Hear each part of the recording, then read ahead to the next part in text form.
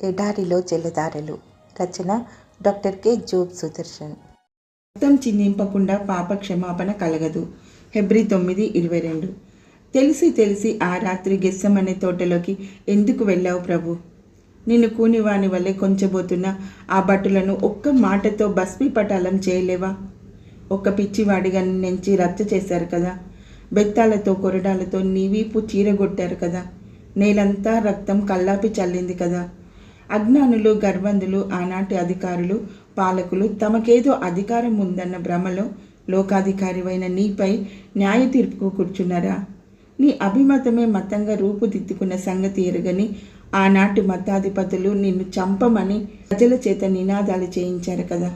జీవస్మరణ తాళం చెవులు నీ చేతనుండగా అధిపతి నిన్ను మరణానికి అప్పగించాడా?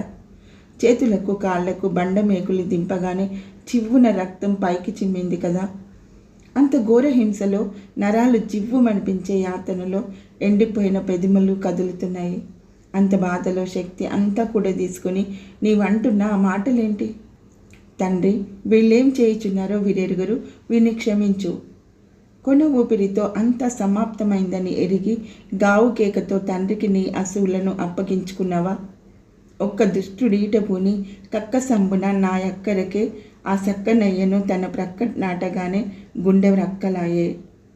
ఆయన మరణించాడని నిర్ధారణ చేసుకోవడం కోసం ఆ సైనికుడు కింద నుంచి ఈటతో గుండెలో దిగేలా పొడిచాడు. అప్పటికే పంచగాయాల వల్ల రక్తమంతా కారిపోయింది. హృదయ కుహరంలో మిగిలిన కొద్దిపాటి రక్త చుక్కలు కూడా బయటికి చిమ్మాయి. దేహానికి ప్రాణాధారం రక్తమే. ఆ రక్తమంతా చిందించడం ద్వారా ప్రభు ప్రాణం బలిపెట్టాడు. ఇది నీ ఆత్మకు పాప క్షమాపణ మార్గమైంది. దేవుడు మీ కొరకు విధించిన నిబంధన రక్తం ఇదే. హెబ్రీ 9:19.